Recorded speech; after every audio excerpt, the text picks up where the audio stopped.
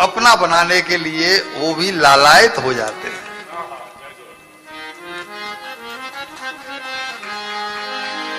बोला ऐसा दृढ़ निश्चयी बालक तो मेरा अपना भक्त होना चाहिए।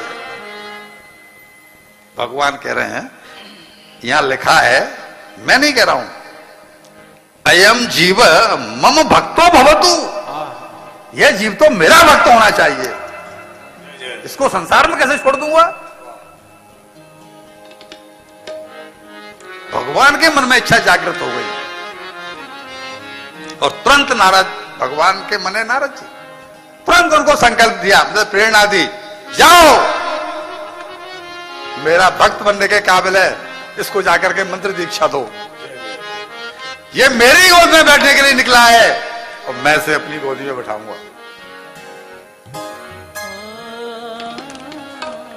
नारद जी पहुंचे, जंगल में ये पहुंच चुके थे। नारद जी पहुंचे बेटा परीक्षा लेने के लिए कि कितना दृढ़ निश्चयी बालक है। नारद जी बोले, बेटा कहां जा रहा है? बोला भगवान की गोदी में बैठने। नारद जी हंस पड़े, भगवान की गोदी में बैठ ले? भगवान कोई ऐसे इतनी आसानी से मिल जाता है क्या कि जो कहीं बैठे होंगे और तू चढ़ जाएगा गोदी में?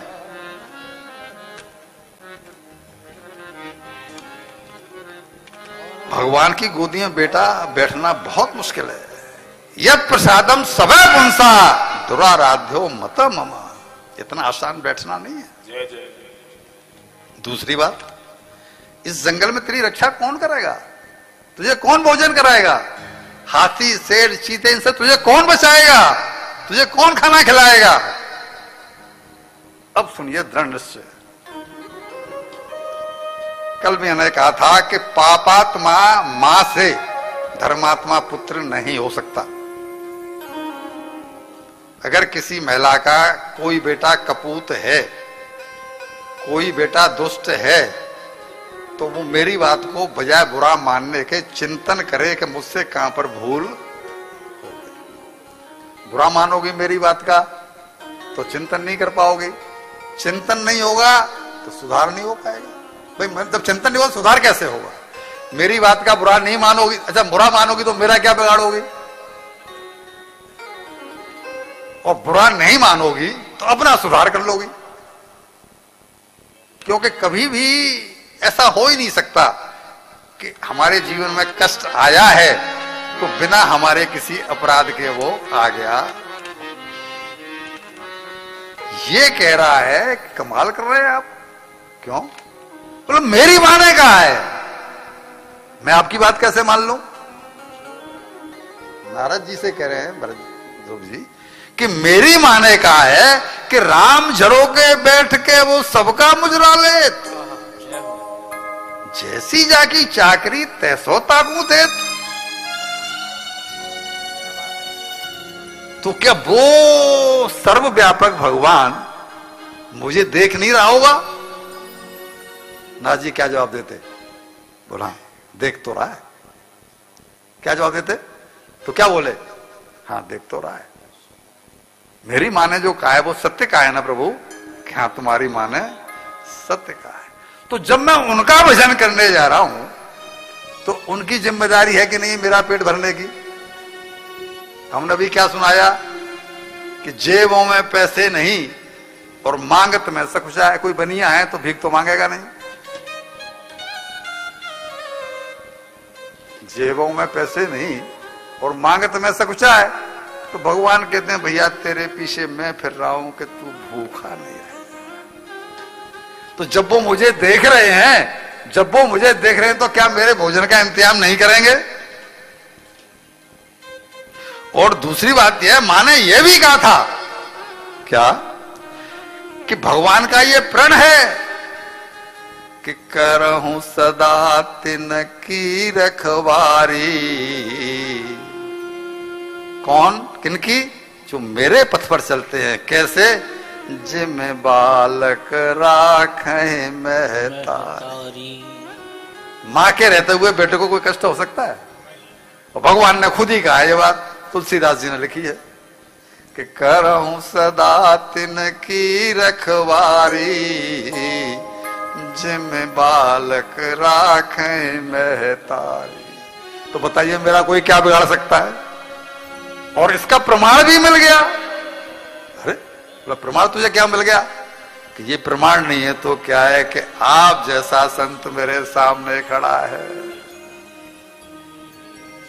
अगर मेरी मां की बात गलत थी, मां ने क्या बोला कि एक दरवाजा बंद होता है तो दूसरा दरवाजा खुल जाता है।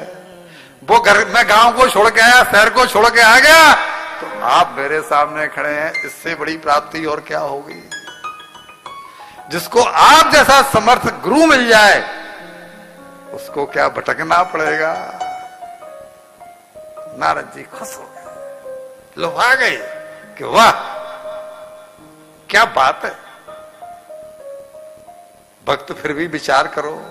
बोला ना, मैं अपनी मां के वचनों से पीछे नहीं हटूंगा। मेरी मां ने मुझे आशीर्वाद दिया है, आप तो बस इतना कर दो कि मुझे कोई उत्तम सा मंत्र दे दो, जिस मंत्र को जप करके मैं भगवान की गोद में बैठने का पात्र बन जाऊं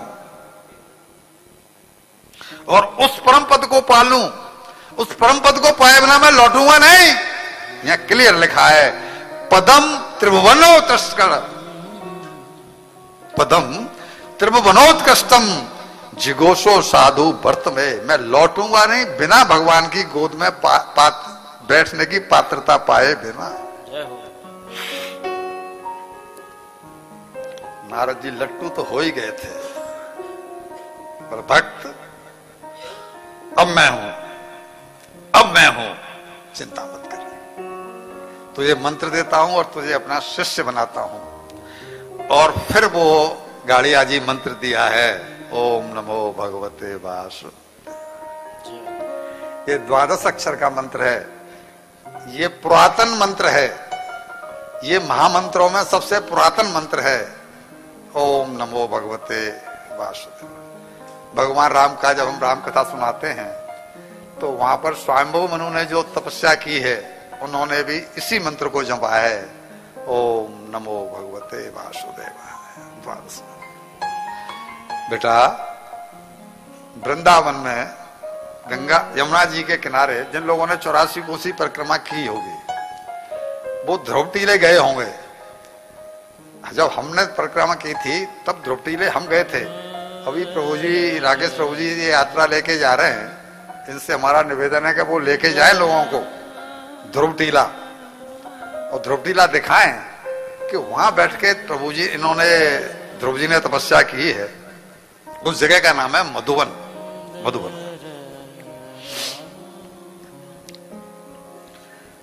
वहां जाके इन्होंने तपस्या की, इनको तो वहां भेज दिया, मंत्र दे दिया और वहां भेज दिया।